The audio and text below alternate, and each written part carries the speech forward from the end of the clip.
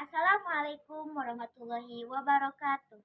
Kami dari kelompok 5 dengan tema Manajemen Komunikasi dan Aliran Informasi Organisasi. Nah, kebetulan objek yang kita ambil yaitu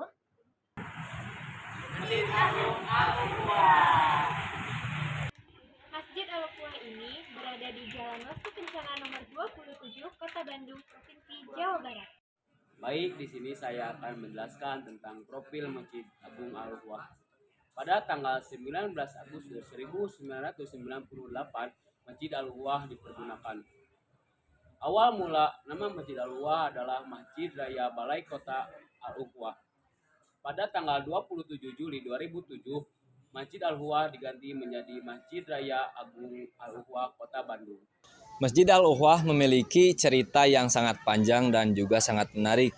Masjid ini menjadi saksi bisu adanya ritual-ritual aneh dan juga upacara-upacara aneh yang dilakukan oleh penganut Primansori. Yang pada saat itu gedung ini dinamakan sebagai Gedung Loji Sinjan. Nah, masyarakat Bandung pada saat itu menganggap bahwa gedung ini gedung setan karena adanya upacara dan ritual-ritual aneh yang dilakukan oleh penganut Primansori. Nah, selang berapa lama gedung ini diruntuhkan karena adanya protes dan juga keputusan agung dari Indonesia karena adanya penganut yang aneh dan juga terlarang Primansori. Nah, setelah diruntuhkannya gedung ini, maka dibangunlah oleh Soekarno pada saat itu menjadi Geraha Pancasila. Tetapi Geraha Pancasila tidak bertahan lama karena adanya kesalahan pembangunan. Maka setelah diruntuhkannya Geraha Pancasila, dibangunlah gedung yang namanya Masjid Al-Quwah yang sampai saat ini dipakai oleh orang-orang Muslim sebagai tempat dan kegiatan beribadah. Manajemen komunikasi organisasi di dalam lingkungan Masjid Al-Quwah Kota Bandung.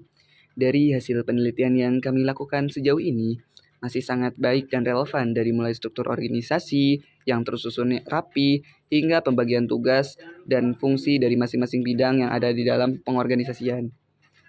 Komunikasi antara pengurus juga sering dilakukan secara formal dengan cara mengadakan rapat dan ada beberapa program rapat seperti rapat pimpinan, rapat umum, dan sebagainya. Di samping itu juga seringkali komunikasi ini dilaksanakan secara non-formal seperti momen saat makan dan setelah dilaksanakannya pengajian masagi. Tidak menutup kemungkinan kehidupan manusia tidak lepas dari yang namanya konflik. Begitupun di dalam lingkungan Al-Quwah. Seringkali adanya perbedaan pendapat mengenai keberlangsungan kegiatan. Menghadapi konflik tersebut biasanya diadakan rapat umum untuk membebaskan para pengurus dan anggota untuk saling adu pendapat agar permasalahan terselesaikan dengan baik. Aliran informasi Masjid Al-Quwah. Aliran informasi dalam organisasi merupakan salah satu proses penguatan sistem manajemen yang sangat berpengaruh dalam sebuah organisasi. Aliran informasi suatu keharusan yang perlu dijaga dan dirancang dalam sebuah organisasi untuk membina dan membangun organisasi yang teguh dan terkontrol secara baik. Memahami alur komunikasi yang efektif dapat membantu dalam meningkatkan komunikasi di dalam organisasi atau dalam situasi lainnya. Alur komunikasi yang baik memastikan bahwa pesan disampaikan dengan jelas, dipahami dengan benar, dan memicu tanggapan yang diinginkan. Menurut arah aliran informasi, dapat kita identifikasi berbagai variasi pola arah penyebaran informasi di suatu organisasi meliputi pola aliran vertikal, horizontal, dan diagonal. Dilihat dari susunan hierarkis struktural organisasi, masing-masing pola aliran tersebut dapat dijabarkan lagi ke dalam dua arah, yakni aliran informasi dari atas ke bawah dan dari bawah ke atas. Mengenai pola aliran informasi. Yang pertama, pola roda. Pola roda adalah pola yang mengarahkan seluruh informasi kepada individu yang menduduki posisi sentral. Kemudian yang kedua, pola lingkaran. Semua anggota berkomunikasi satu sama lainnya. Dalam kepengurusan Masjid Al-Quwah terdapat 3 pola umum dalam aliran komunikasi. Yang pertama yaitu ada aliran satu arah atau one way communication. Yang kedua ada aliran dua arah. atau two-way communication, dan yang ketiga yaitu aliran melingkar atau circular communication.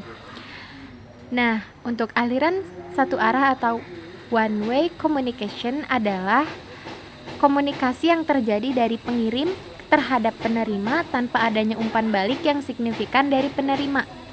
Pengirim bertindak sebagai sumber informasi dan pesan atau informasi dikirim dengan harapan bahwa penerima akan menerimanya dengan baik. Contoh dari one-way communication yaitu pidato publik atau yang sering dilakukan dalam kepengurusan Masjid Al-Ukhwah yaitu dakwah ataupun khutbah pada salat Jumat. Yang kedua yaitu ada aliran dua arah atau two-way communication yang melibatkan pertukaran aktif antara pengirim dan penerima. Komunikasi yang berjalan tidak hanya dari pengirim ke penerima, tetapi juga melibatkan umpan balik dari penerima kepada pengirim. Contohnya yaitu percakapan tatap muka, diskusi kelompok, ataupun pertemuan tim. Nah, untuk contoh yang ada di kepengurusan Masjid Al-Ukhwah yaitu adalah komunikasi sehari-hari antara kepengurusan dengan sesama pengurus ataupun kepengurus terhadap jamaah dan jamaah terhadap jamaah. Dan yang ketiga yaitu ada aliran melingkar yaitu atau circular communication yang melibatkan siklus berkesinambungan dari pengirim, pesan, penerima, dan umpan balik yang harus berulang. Dalam aliran melingkar, pesan dikirim dari pengirim kepada penerima, penerima memberikan umpan balik, kemudian pengirim memproses umpan balik tersebut dan mengirim pesan yang lebih lanjut. Contoh dari circular communication atau aliran melingkar yaitu adalah rapat umum yang biasa diadakan di Masjid Al-Ukhwah ataupun rapat bulanan yang memang sudah terjadwalkan dengan sangat baik. Setelah dijelaskan beberapa pola aliran informasi organisasi, Masjid Al-Ukhwah ini menggunakan dua pola. Yang pertama, pola komunikasi dari bawah ke atas, upward communication, adalah bentuk komunikasi yang mengalir dari bawahan ke atasan atau tingkat yang lebih rendah ke tingkat yang lebih tinggi. Nah, pola ini digunakan untuk memberikan informasi, pendapat, dan masukan kepada atasan yang dapat membantu dalam pengambilan keputusan yang lebih baik. Biasanya jenis aliran komunikasi ini mencakup informasi tentang suksesnya suatu kegiatan dan job desk yang dilaporkan kepada atasan. Yang kedua, pola komunikasi dari atas ke bawah, downward communication, adalah bentuk komunikasi yang mengalir dari atasan ke bawahan dalam suatu organisasi. Pola ini digunakan untuk mengirimkan informasi ke bawahan, yang biasanya berupa instruksi tugas, informasi tentang kebijakan, dan informasi tentang kinerja. Para pimpinan di Al-Ukhwah ini melakukan komunikasi downward dengan tujuan terlaksananya visi dan misi secara efektif dan efisien. Peran media sosial dalam informasi dan komunikasi. Di era digital ini, pola hidup kita telah berubah dan segala sesuatu yang tadinya manual dan tradisional kini bertransformasi dan didukung oleh teknologi, termasuk dunia pendidikan bahkan sampai dunia bisnis. Begitupun pada lembaga masjid yang membutuhkan teknologi juga media sosial untuk menyebarluaskan informasi lebih luas serta memudahkan komunikasi antar pengurus dan jemaah. Media sosial merupakan salah satu wadah informasi yang kerap digunakan oleh banyak orang, seperti halnya pada Masjid Al-Ukhwah Kota Bandung ini, yang menggunakan Instagram, WhatsApp, dan Gmail untuk menyebarluaskan informasi mengenai hal yang berkaitan dengan kegiatan di sana. Tidak hanya itu, media sosial juga digunakan untuk memudahkan komunikasi sehingga tidak dibatasi jarak untuk berkabar.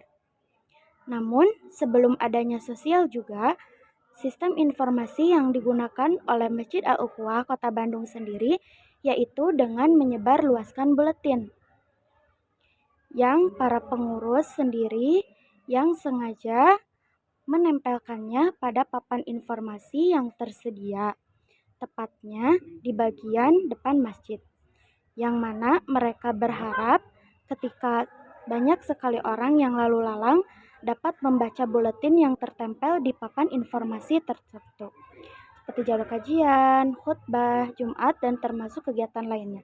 Setelah berkembang pesatnya media informasi, buletin ini sangat jarang untuk dipakai karena para pengurus juga melihat kondisi jemaah sangat enggan terlepas dari media sosial.